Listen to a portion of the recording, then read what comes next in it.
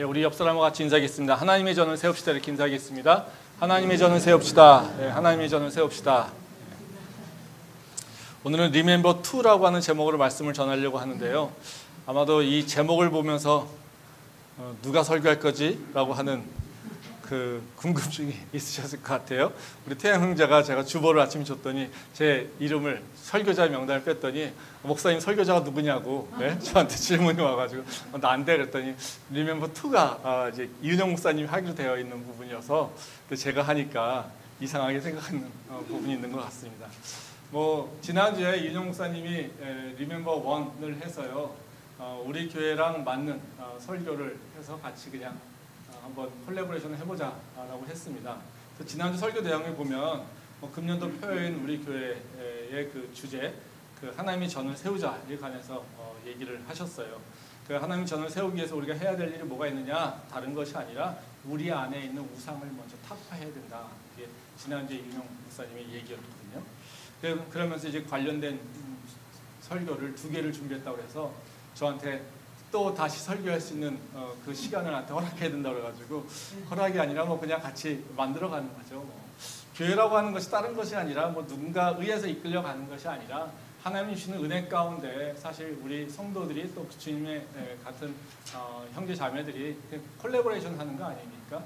같이 연합함으로 협력하여서 하나님의 원하시는 뜻을 이루어가는 것이기 때문에 또 이정 목사님이 하나님의 전을 세우자라고 하는 그 목적에서 우리 교회에 우상이라고 하는 얘기를 제기했기에 또 그러면 그 안에서 또 시리즈로 얘기했으니까 또 이거를 같이 연합해서 시리즈로 만들어 보면 또 그 안에서 주신 하나님의 은혜가 있을 것이다라고 하는 기대감이 있었습니다. 그래서 지난주에 이은영 목사님하고 그러면 한번 시리즈로 몇 개를 좀 해보자라고 하는 의미로 제가 Remember 2를 하고 이제 다음 주에 아마 이은영 목사님이 이제 3, 원래는 2였는데 아마 3가 되겠죠. 그래서 서로 이렇게 관계를 맺으면서 설교를 해보려고 합니다. 뭐 새로운 시도지만 뭐 그래도 우리가 목사라고 해서 개인적 얘기를 하는 건 아니잖아요. 하나님의 말씀을 전해야 되는 거기 때문에 그게 누구를 통해서 전해든지 간에 우리 성도 또 우리 교회 공동체에 하나님께서 주시고자 하는 말씀은 전해질 것이라고 기대합니다. 성령 안에서만 이루어진다라면요. 그렇기 때문에 그걸 기대하면서 이렇게 한번 새로운 시도를 좀 해보려고 합니다. 뭐 지난주에 이어서 이제 Remember 2로 해서 우상과 관련된 얘기를 그래서 하려고 합니다. 지난주에 이은영 목사님 설교를 다시 한번 좀 정도 얘기하면 중요하게 얘기했던 것이 뭐냐면요. 우상이 뭐냐라는 거죠. 그러니까 우상이 어떤 것이냐? 그냥 단순히 금이나 또는 동물의 형상 이런 것을 얘기하는 것은 아니다라는 겁니다. 우상의 핵심적인 본질은 뭐냐면 바로 우리의 마음을 빼앗아서 하나님보다 앞서는 것 이것이 있다라는 것입니다. 그래서 우리의 마음이 우리를 이끌어서 하나님이 아니라 다른 곳으로 그리고 하나님의 말씀을 살아가는 것이 아니라 내 육체의 욕심을 따라 살아가게 하는 그거를 만들어간다는 것이죠. 그러면서 이정 목사님이 지난주에 얘기했던 것은 바로 자신의 얘기를 간증했죠. 소셜벤처를 하고 싶어하는 막 열망이 있어서 뭔가 어디 지원을 했는데 그것이 그 열망이 오히려 그것이 우상이 되어버렸다. 그래서 그것이 아니면 안 되는 것 같은 바로 불안감과 이런 것들이 있었다라고 하는 것을 고백했습니다. 그러면서 그것들이 기대한 대로 예상했던 대로 전개가 되지 않으면서 오히려 경험했던 것은 바로 그 소셜벤처가 우상이 아니라 오히려 그것을 다스리고 통치하시는 바로 우리의 창조주신 하나님의 바로 그 존재를 다시 한번 경험했다라고 하는 것이 지난주의 말씀의 핵심이었다는 것이죠. 그래서 오늘도 우상에 대한 얘기를 좀 하려고 하는데요. 저는 우상이 뭐냐라고 하는 것보다는 인간이 왜 우상을 만들까? 우리 인간이 왜 우상을 만들까? 이런 얘기를 좀 생각해 보려고 합니다. 뭐 우리가 우스갯소리로 그런 얘기를 많이 합니다. 교회 권사님도 집사님들도 점을 보러 다닌다. 뭐 이런 얘기를 많이 합니다. 뭐 이런 현상이 없지는 않은 것 같아요. 예. 그러니까 아마 이런 것들이 이제 소문이 나는 거겠죠. 근데 그것이 어느 정도로 이 교회 안에서 교회 다니는 크리스찬들이 점을 보러 다니는지 그 규모는 모르겠습니다. 뭐 몇 사람들의 일탈일 수도 있고요. 아니면 그것들이 교회 안에서 작지 않은 규모가 그런 일들을 하고 다닐지도 모른다는 생각이 듭니다. 왜냐하면요. 그래서 청년들, 지금 권사님이나 집사님 연세 드신 분들만이 아니라 청년들도 사실 이런 일들이 많거든요. 청년들은 뭐 시리어스하게는 하지 않으면서 본인들의 마음들은 숨기면서 그런 얘기 합니다. 재미로. 요새 뭐 타로점이라든가 뭐 사주 카페에서 얘기하는 사주라든가 뭐 이런 것들이 워낙 많잖아요. 뭐 인터넷으로도 나오는 점들이 꽤 많습니다. 뭐 휴대폰으로 열기만 하면 앱만 깔면 그 점을 볼 수 있는 것들이 되게 많다라는 거죠. 근데 이런 것들을 재미로라고 하는 표현으로 청년들 사이에서는 작지 않게 있다라는 거죠. 그것이 교회 청년이든 아니면 교회 밖의 청년이든지 간에 그런 것들이 문화로 인식되고 있다라는 겁니다. 이런 걸로 보게 되면 교회 안에 있는 어른들뿐만 아니라 청년들도 점을 보는 것이 그렇게 작은 규모일 거라고는 우리가 낙관할 수만은 없을 것 같아요. 그러니까 우리가 분명히 하나님을 믿는데도 불구하고 점을 보거나 또 다른 신상한테 절을 하거나 아니면 자신의 미래를 위해서 다른 뭔가를 찾고 구하고 있는 것들이 있을 수 있다는 거죠. 근데 이게 참 되게 재밌잖아요. 이 우상을 만들지 말라고 하는 것은 교회를 다니는 사람에게 있어서 가장 핵심적인 얘기입니다. 10계명의 두 번째 얘기죠. 뭐 첫 번째 계명과 두 번째 계명은 거의 같죠. 나 위에 다른 신을 만들지 마라. 그리고 우상을 만들지 마라. 이런 겁니다. 그래서 교회를 조금만 다니는 사람은 이 교회 다니는 사람들이 해야 될 일들이 뭔지를 알 수 있어요. 우상을 만들지 말고 다른 신을 만들지 말라는 거. 그럼에도 불구하고 지금의 교회에는 우리도 모르지만 우상을 만들어내고 있고 다른 신을 또 섬기는 일들도 일어났다는 겁니다. 근데 이게 되게 그러면 우리 교회가 문제가 있을까? 또는 우리 지금 한국 교회가 문제가 있을까? 뭐 꼭 그렇지는 않은 것 같아요. 문제긴 문제지만요. 이게 인간의 본성에서 나오는 사실 일탈의 문제입니다. 하나님을 안다고 해서 꼭 우상을 안 만든다? 그거는 장담하지 못해요. 하나님의 능력을 체험했다고 해서 우상을 안 만든다? 그것도 장담하지 못해요. 성령을 받아서 이적과 기적을 체험했다?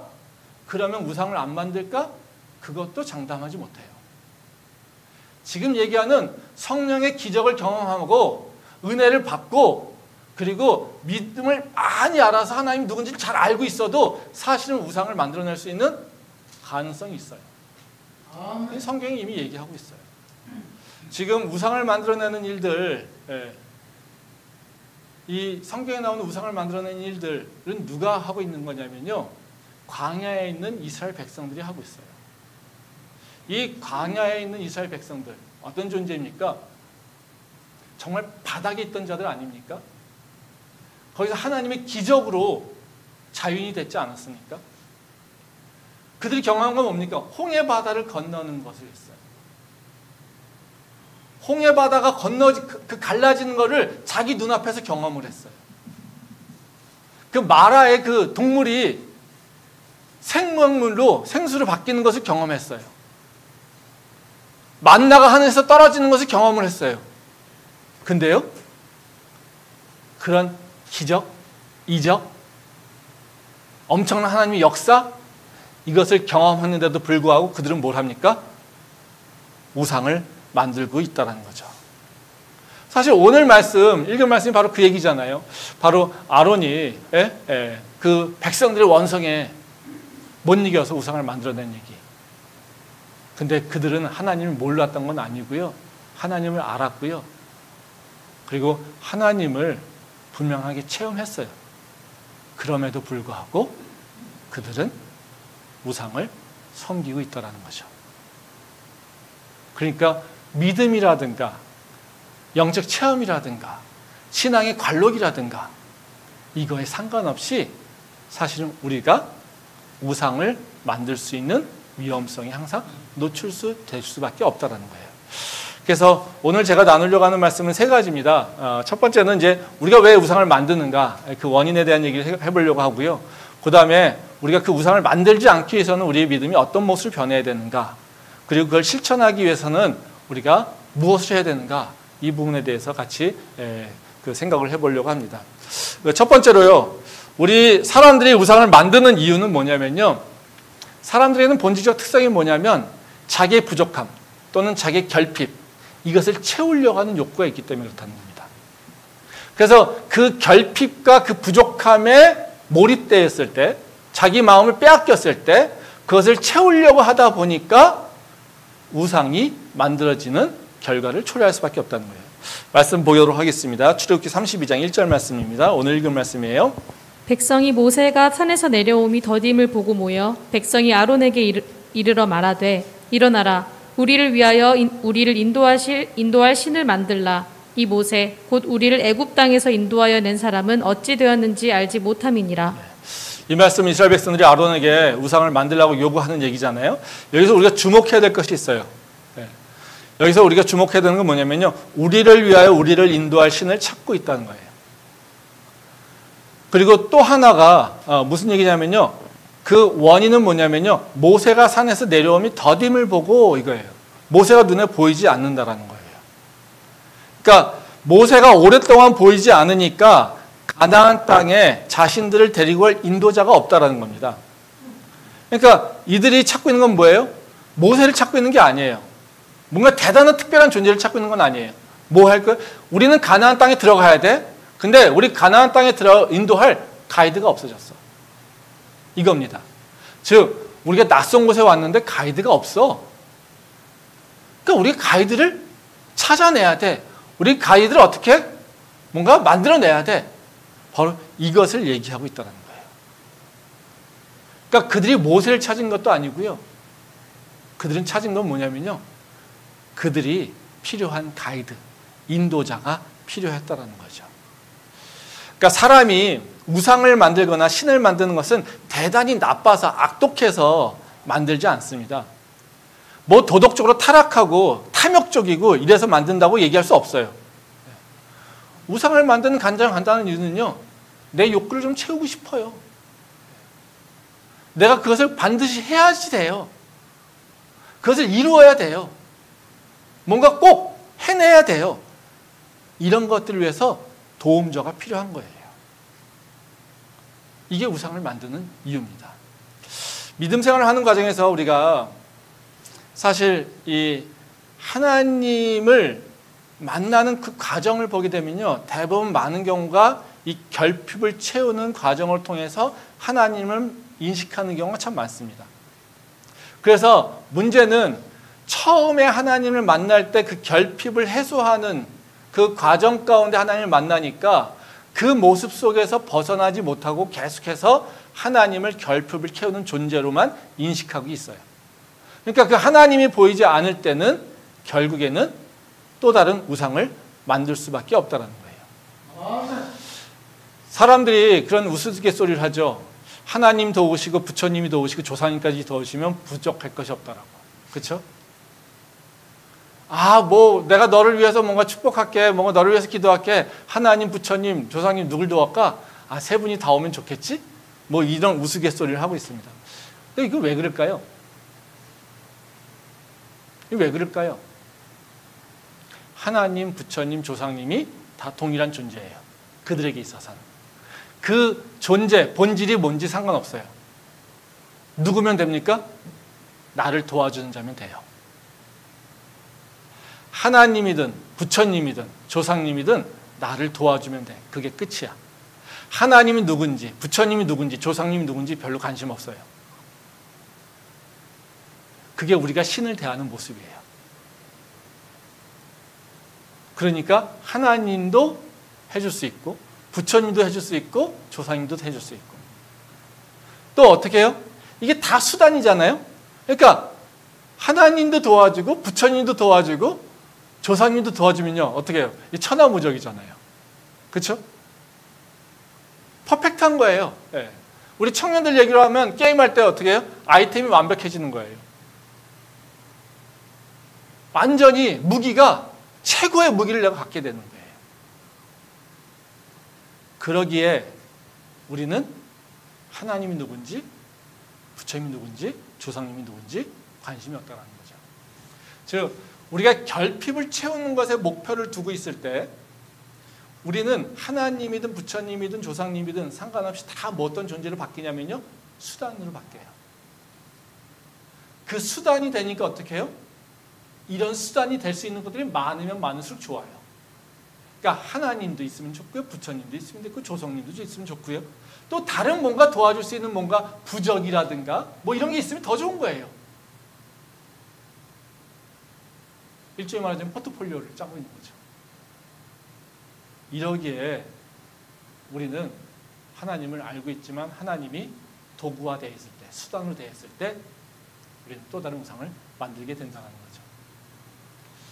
근데 하나님은요, 이것에 대해서 굉장히 처음부터 경계하고 계십니다. 하나님이 우리가 그런 습성이 있다라고 하는 것을 모르는 것이 아니라요, 하나님을 수단으로 여기는 것에 대해서 하나님은 처음부터 우리를 경계하고 있다는 거예요. 말씀 한번 보도록 하겠습니다. 마태복음 4장 1절과 2절 말씀입니다. 그때 예수께서 성령에게 이끌리어 마귀에게 시험을 받으러 광야로 가사 40일을 밤낮으로 금식하신 후에 줄이신지라. 네, 이 말씀 다 아시는 말씀이죠. 예수님이 시험을 받는 상황입니다. 하나님께서 예수님을 시험하실 때 그 예수님을 어떤 상태로 만들어 놓냐면요, 40일을 밤낮을 금식했어요. 그리고 어떻게 해요? 광야로 내모셨어요. 이거는 어떤 모습일까요? 예수님 입장에서는 완전히 무장이 해제된 상태예요. 아무것도 수단이 없는 거예요. 그리고 극도의 결핍을 경험하고 있는 상태예요. 그러니까 배고픔, 이것도 40일을 굶었으니까요, 어떻게 했어요? 그 육체적 욕구, 이 배고픔을 뭔가 해결하려고 하는 욕구는 엄청 강하겠죠. 그렇죠? 근데 이거를 도와줄 수 있는 존재, 뭔가 의지할 수 있는 존재가 아무도 없는 광야예요. 이 상태로 몰고 가세요. 그러니까 다시 말하면 예수님은 어떤 상태예요? 네. 있는 게 하나도 없고 모든 것이 필요한 상태. 뭔가 지푸라기라도 주면 잡을 수 있는 그런 상황. 이것으로 하나님께서 내모십니다. 그리고 사단이 와서 시험을 하죠. 야, 너 하나님의 아들이라면서, 너 능력 받았다면서, 하나님 능력 줬다면서, 야, 하나님 주신 능력 가지고 써. 돌을 떡으로 만들어. 뭐 하라는 거예요? 하나님이 주신 능력을 사용하라는 거예요. 즉 하나님을 도구로 쓰라는 거죠.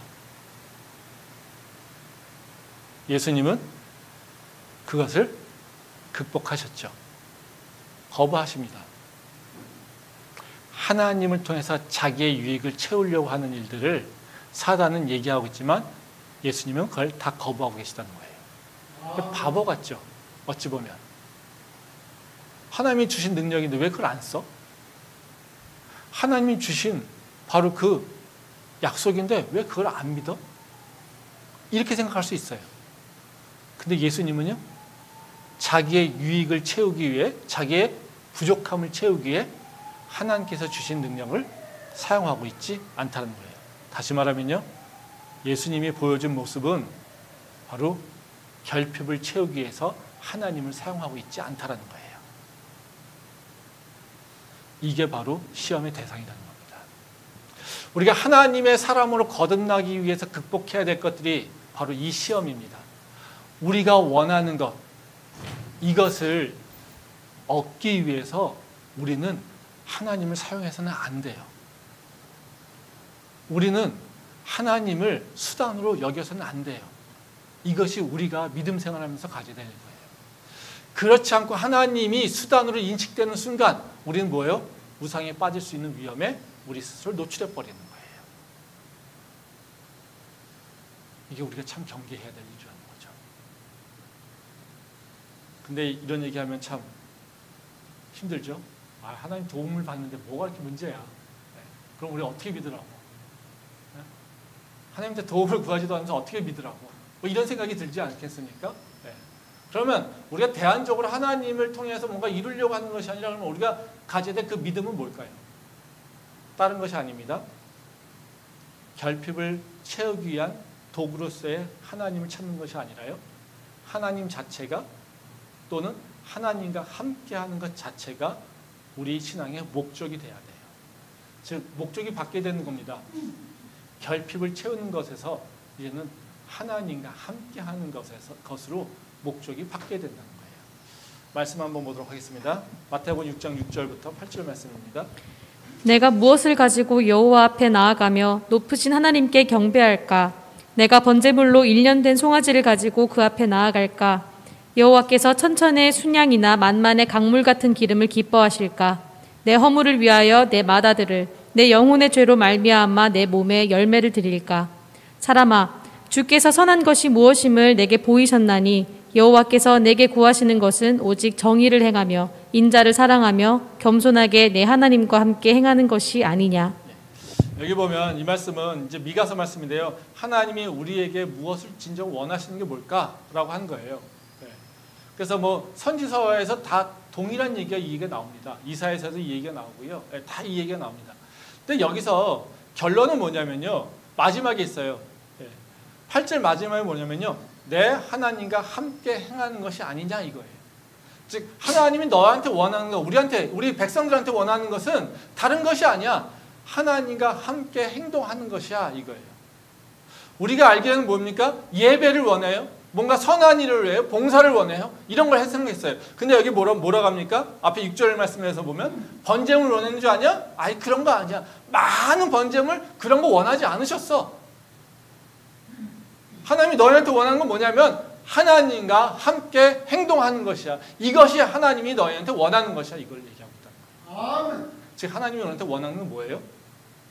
나와 함께 있어 이라는 거예요. 하나님 또 우리한테 약속하는 게 뭐냐면요.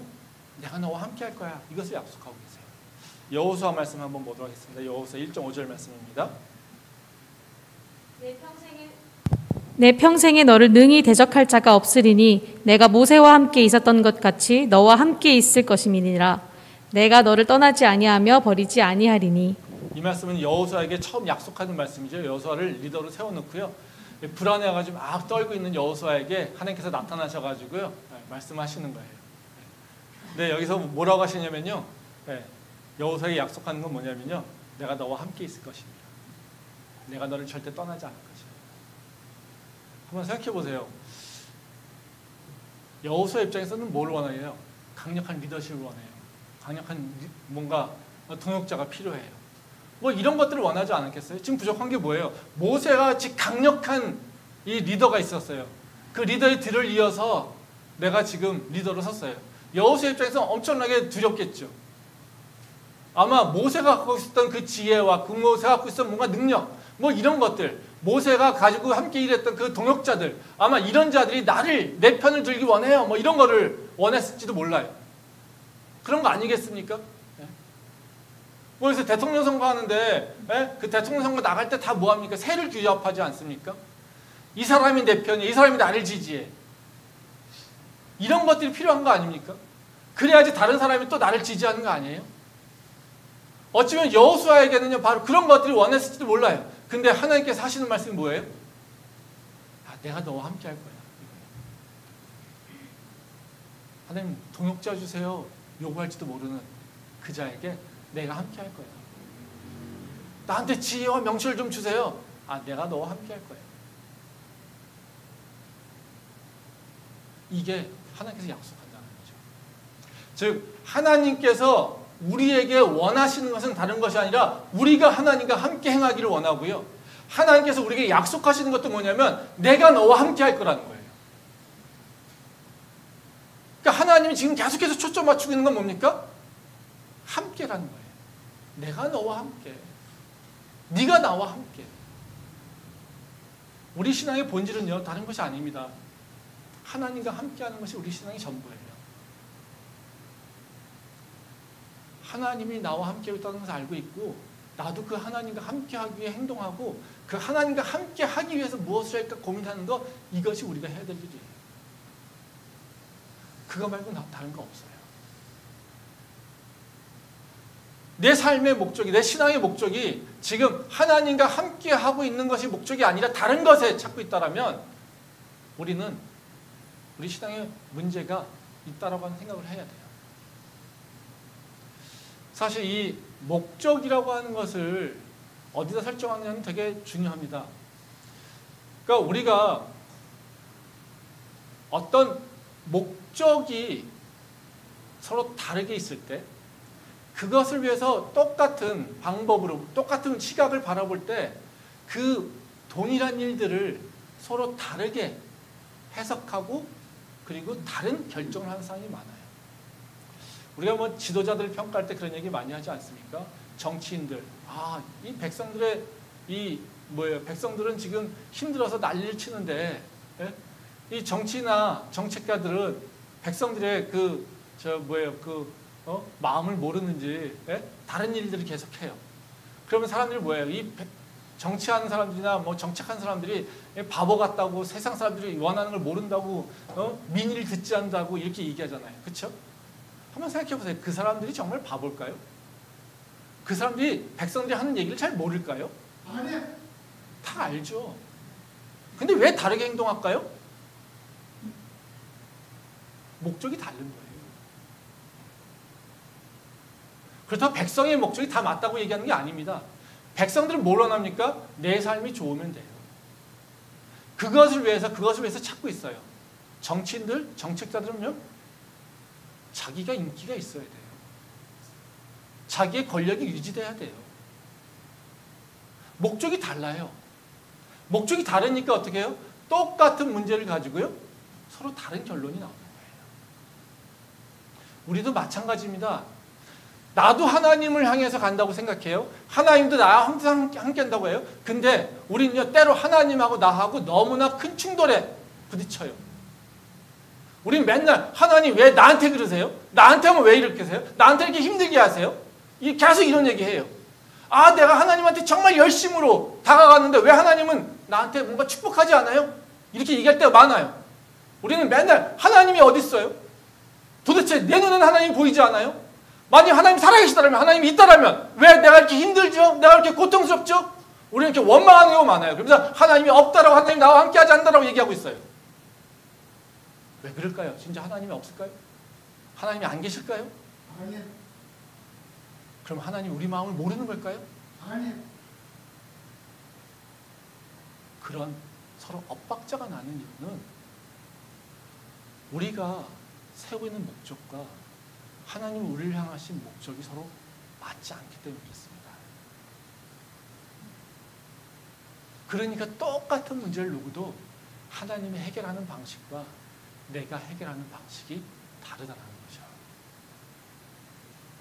하나님을 우리가 믿는다라고 하는 건 뭐냐면요, 내 목적을 하나님과 함께 한다라는 거예요. 그래서 구체적으로 얘기하면요, 내 목적을 내려놓고 하나님 목적으로 나를 갖다가 순응하는 거예요. 이게 순종이고요, 이게 받아들임이에요. 이걸 또 다른 얘기를 하면 굴복하는 거예요.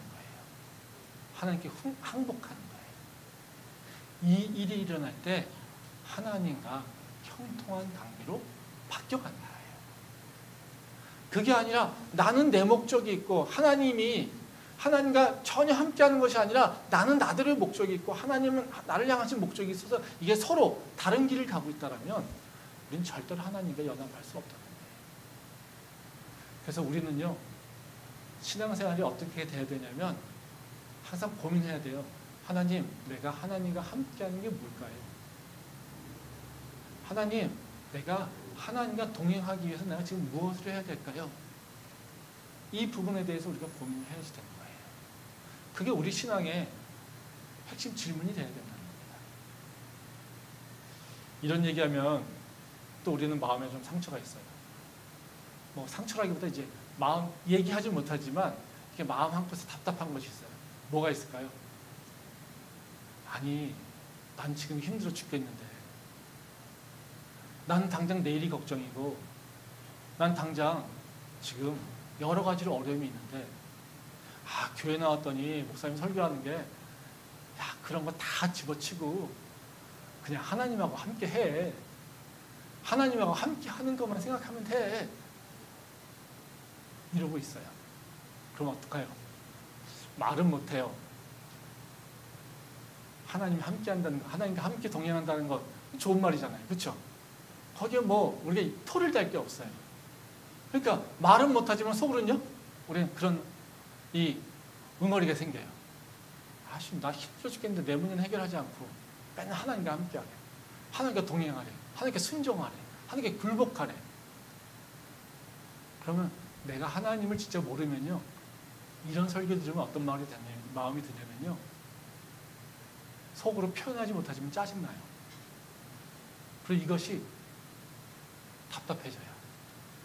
그리고 그 문제를 해결할 수도 없는 바로 계속해서 어둠으로 동굴 속으로 들어갈 때 있어요. 그럼 우리가 하나님과 함께하는 것, 이것이 우리한테 무슨 의미가 있을까요? 우리 그러면 어떻게 해야 될까요? 이런 상황에서. 다른 것이 아닙니다. 우리가 결핍이 있는 상태에서 우리가 하나님과 함께하는 할 때 그 문제가 해결되는 것을 우리가 믿음으로 알고 하나님께 기도하며 나와야 되는 거예요. 그 해결점은 사실 기도예요. 나의 결핍과 하나님과의 관계 속에서 일어나는 그 과정 속에서 하나님이 나의 주인됨을 고백하며 나가는 것이 기도요. 또 그걸 통해서 하나님한테 고백하고 굴복하는 것이 바로 우리가 해야 될 신앙의 모습이라는 거죠. 말씀 한번 보도록 하겠습니다. 요한복음 15장 7절 말씀입니다. 너희가 내 안에 거하고 내 말이 너희 안에 거하면 무엇이든지 원하는 대로 구하라. 그리하면 이루리라. 이 말씀은 예수님이 우리에게 어떤 믿음 생활을 해야 될 것인지에 대해서 말씀하시는 거로 이해하면 됩니다. 예수님이 여기서 뭐라고 하시냐면요. 무엇이든지 구하면 다 이루어진다고 얘기합니다. 그렇죠? 네. 사실 우리가 결핍이 있어요. 그러면 뭐 하면 됩니까? 지금 이 말씀 들으면 그냥 구하면 돼요. 내가 어려움이 있어요? 내가 부족함이 있어요? 내가 고통 가운데 있어요? 내가 환난 가운데 있어요? 그럼 뭐 하면 돼요? 기도하면 돼요. 네. 그래서 지금 예수님께서 약속하시잖아요. 네가 구하는 대로 이루어질 거야. 그러니까 나한테 구해. 이거예요. 그렇죠? 네. 그러니까 우리의 결핍을 해결하는 방법은 뭡니까? 구하는 거예요. 기도하는 거예요. 기도하는 거. 근데 여기에 단서가 있어요. 거기 앞에 뭐라고 합니까? 너희가 내 안에 거하고 내 말이 너희 안에 거하면. 이겁니다. 예수님 말씀은 핵심이 그거예요. 우리가 관심 있는 건 뒤에서 구하라 그러면 모든 것이 이루어질 거야. 이것에 관심 있지만 예수님이 관심 있는 건 뭐예요? 앞에 부분이에요. 너희가 내 안에 거하고 내가 너희 안에 거하면. 이겁니다. 이건 무슨 얘기입니까? 내가 너희 안에 거하고 너희가 내 안에 거한다는 거. 지금 뭐예요? 함께하고 있다는 거예요. 그러니까 너랑 나랑 함께하고 있다라면 너희가 구하는 대로 모든 것이 이루어져 이거예요. 근데 우리는 뭐만 관심 있습니까? 구하라 그러면 다 이루어질 거야. 이걸 얘기해요. 근데 예수님은 뭘 더 강조할까요? 내가 너희 안에, 너희가 내 안에 이거예요. 예. 이 말씀 뭐 할 때 얘기합니까? 포도나무 얘기를 할 때 이런 얘기를 하세요. 예. 가지가 포도나무에 붙어 있으면 열매 맺는 거 아니냐? 그것이 가지된 자의 도리야. 다시 말하면 뭐예요? 우리가 하나님한테 붙어 있어야 돼요. 그러면 구하면 되는 거예요. 근데 우리는 하나님 안에 거하려고 하지 않고 있는 상태에서 구하기만 해요. 이룰 것만 생각해요. 그러니까 뭐예요? 구해도 우린 답답하게 그게 잘 이루어지지 않는다는 거예요. 이게 문제라는 것이죠. 그래서 우리한테 중요한 것은 다른 것이 아니라요. 바로 하나님 안에 거하려고 하나님께 함께 하려고 하는 그 고민이 있어야 된다는 거죠. 근데 이것이 어떤 것일까? 그러면 이걸 좀 더 구체적으로 어떤 것일까라고 하는 고민을 좀 해봤는데요. 이 성경에서 보니까 다윗이 이 고민을 하면서 살았던 사람 같아요. 그래서 그 케이스만 잠깐 얘기하고 마치도록 하겠습니다. 사무엘상 24장 4절부터 7절 말씀. 다윗의 사람들이 이르되 보소서 여호와께서 당신에게 이르시기를 내가 원수를 내 손에 넘기리니 네 생각에 좋은 대로 그에게 행하라 하시더니 이것이 그날이니이다 하니 다윗이 일어나서 사울의 겉옷자락을 가만히 베니라. 그리한 후에 사울의 옷자락 뱀으로 말미암아 다윗의 마음이 찔려 자기 사람들에게 이르되 내가 손을 들어 여호와의 기름 부음을 받은 내 주를 치는 것은 여호와께서 금하시는 것이니 그는 여호와의 기름 부음을 받은 자가 됨이니라 하고 다윗이 이 말로 자기 사람들을 금하여 사울을 해하지 못하게 하니라. 사울이 일어나 굴에서 나가 자기 길을 가니라. 이 말씀은 다윗이 어떤 믿음의 삶을 살았는지를 잘 보여주고 있는 말씀이에요. 사실 저는 이 사건을 되게 좋아하고 제 마음속으로 이렇게 많이 품고 사는 말씀인데요. 이제 사울이 다윗을 시기해서 죽이려고 쫓고 있지 않습니까? 그래서 다윗하고 사울하고 지금 싸우고 있어요. 근데 이 사울이 이제 다윗을 쫓다가 이 위험에 처하게 됩니다. 그러니까 사울이 다윗의 숨어있는 동굴로 들어가서 용변을 보는 상황이에요. 그러니까 다윗이 지금 그 뒤에, 그러니까 용변 보고 있는 사울 뒤에 바로 있는 거예요. 그러면 이 어떤 거예요? 사울을 죽일 수 있는 절호의 찬스죠. 완전 퍼펙트예요. 예. 거기 보면 4절을 보면 그런 얘기가 나와요. 다윗의 군사들이 다윗에게 뭐라고 하냐면요, 하나님이 주신 기회라고 얘기해요. 그러니까 당신 뜻대로 해. 예. 이렇게 얘기하고 있어요. 이 상태에서 다윗은 뭘 선택했을까요? 의외의 선택을 합니다. 사울을 죽이지 않아요. 그리고 사울의 옷까지만 벤다는 거예요. 도대체 다윗이 왜 그랬을까? 네, 이겁니다. 다윗은 왜 그런 생각을 했을까? 그런 행동을 했을까? 우리가 다윗의 생각하는 것을 아마 조금 더 과정적으로 보게 되면요, 이렇게 할 수 있을 것 같아요. 다윗이 지금 어떻게 해요? 자기 앞에 있는 선택은 두 가지였을 거예요. 하나는 사울을 바로 죽이는 것. 그래서 자기가 왕에 오를 수 있는 그 모든 문제를 다 풀어버리는 것. 이것이에요. 근데 다윗이, 이것은 보면 육체적인 건데 영적인 부분에 있어서 다윗이 답답한 부분이 있었던 것 같아요.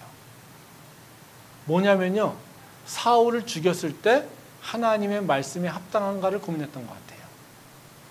즉 다시 말하면 사울을 죽이는 것이 하나님의 말씀과 부합하는 것일까?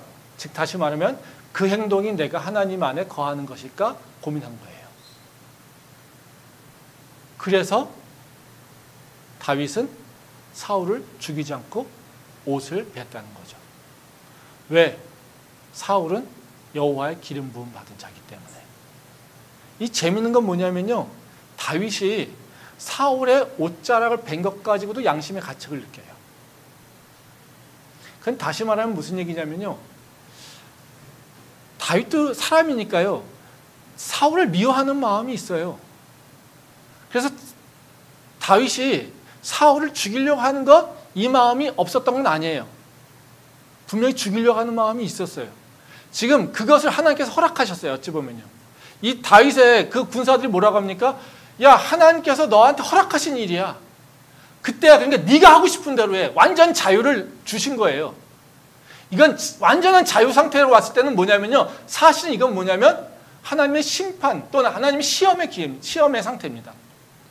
다윗한테 뭐라고 말씀하지 않으세요? 근데 네가 마음대로 선택해, 이겁니다. 사울을 죽일 수도 있어, 네가 선택해. 사울을 살릴 수도 있어, 네가 선택해. 너의 판단이야.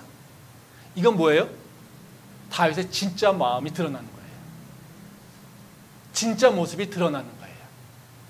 우리가 아무런 제약이 없을 때 우리 모습이, 진짜 모습이 드러나거든요. 아무런 제약이 없을 때 우리 진짜 모습이 드러나요. 그래서 우리가 자유라고 할 때 더 조심해야 돼요. 근데 여기서 진짜 모습에서 바로 다윗은 뭐냐면요, 사울을 죽인다. 이건 뭐예요? 내가 지금 불편하고 나를 죽이려고 하는 그 근원을 없애버리는 거예요. 이것이 다윗이 선택할 수 있는 한 길이에요. 또 다른 길은 뭐예요? 다윗이 갖고 있는 믿음이 있었어요. 여호와의 기름 부은 자는 절대로 건드리면 안 된다는 거예요. 그래서 심지어 그 옷자락을 건드려도 다윗은 자책감을 느끼고 있었던 거예요. 자, 하나님의 말씀이죠. 이 두 개에 대해서 고민했었던 거예요. 한번 생각해 보세요. 결핍을 해소하는, 자기의 문제를 해결하는 것을 선택하는, 그것이 다윗의 신앙의 목적이었더라면요, 뭘 선택했을까요? 사울을 죽였어야 돼요. 그러면 자신이 갖고 있는 모든 문제는 다 사라져버려요. 근데 다윗은요, 또 다른 문제가 있어요. 하나님과 함께하는 것이 뭘까에 대해서 고민했던 거예요. 그래서 여호와의 기름 부은 자를 해야 하면 안 되는데 라고 하는 말씀이 그 마음속에 있었던 거예요. 성령께서 말씀하신 거죠. 다윗은 근데 뭘 선택했습니까? 자기의 문제를 해결하는 것이 아니라 하나님과 함께하는 것을 선택하게 된다는 겁니다. 이게 다윗이 우리한테 보여줬던 거예요. 우리가 신앙생활을 하면서 부족함이나 결핍은 경험하게 됩니다. 그리고 우리는 육체를 입고 있기 때문에 바로 우리는 그 결핍을 해소하는 방향으로 우리 삶과 행동이 옮겨가게 돼 있어요. 우리가 돈이 부족하면요, 돈을 많이 벌기 위해서, 또는 우리가 뭔가 외로움이 있다라면 그 외로움을 해소하기 위해서 다른 사람을 통해서 뭔가 외로움을 해결하려고 하는, 내가 인정이 부족하다고 그것에서 갈급함이 있으면요, 남한테 인정받기 위해서 뭔가 인정받는 행동을 막 그쪽으로 갑니다. 그게 인간의 육체의 본질적인 특성이에요. 근데 그것이 우리가 할 거냐? 그건 아니라는 거예요. 우리가 해야 될 것은요, 바로 그 사이에 하나님을 깨워서 인정받는 것, 또는 칭찬받는 것, 또는 사람들과 함께 즐거움을 느끼는 것, 돈을 많이 버는 것, 이런 것들을 누리려고 하나님을 슬쩍 끼워서, 하나님 나한테 인정받게 주세요, 능력 있게 해주세요, 나한테 좋은 그 용모를 주세요, 나한테 뭔가 할 수 있는 권한을 주세요, 나한테 뭔가 돈의 축복을 주세요, 이렇게 얘기하는 것은 하나님 수단으로 끌어들이는 거예요. 근데 반대로 또 다른 하나는 뭐냐면요, 우리 삶은요, 하나님과 함께하는 것이 목적이에요. 그렇다면 하나님의 말씀이 무엇일까를 기억하며 사는 거예요. 그러면 하나님이 함께하는 것이 내 순간에 어떤 것일까라고 하는 걸 선택하면서 고민하는 거예요. 이게 우리가 갖고 있는 고민되는 거죠. 그러면 한번 생각해 보세요. 다윗이 사울을 죽여야 됩니다. 근데 다윗이 사울을 죽이지 않았어요.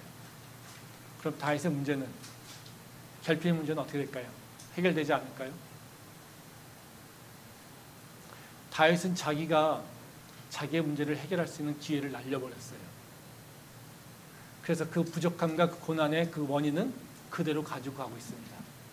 그러면 사울은 해결이 안 될까요? 다윗이 해결하는 것이 아니라 하나님이 해결을 하십니다. 이게 하나님의 사람들이 경험하는 믿음의 역사예요. 아까 말씀대로 내가 너 안에, 너희가 내 안에 있으면 너희가 구하는 대로 해, 그럼 다 이루어질 거야. 그렇죠? 다윗이 먼저 뭘 선택했어요?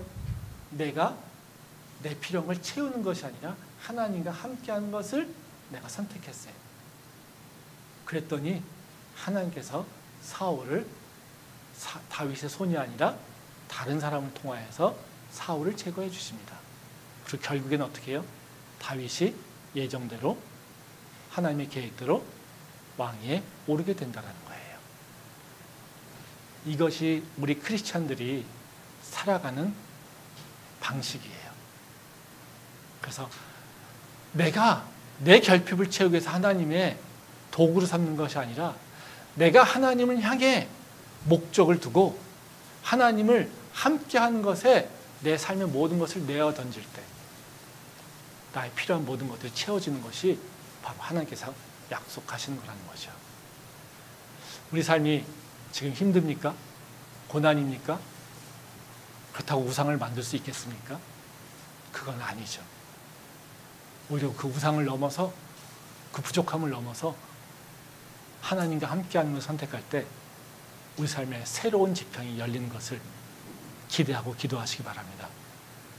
그것이 바로 우리가 선택해야 될 길인 것을 다시 한번 고백하며 결단할 수 있기를 소망합니다. 기도하겠습니다.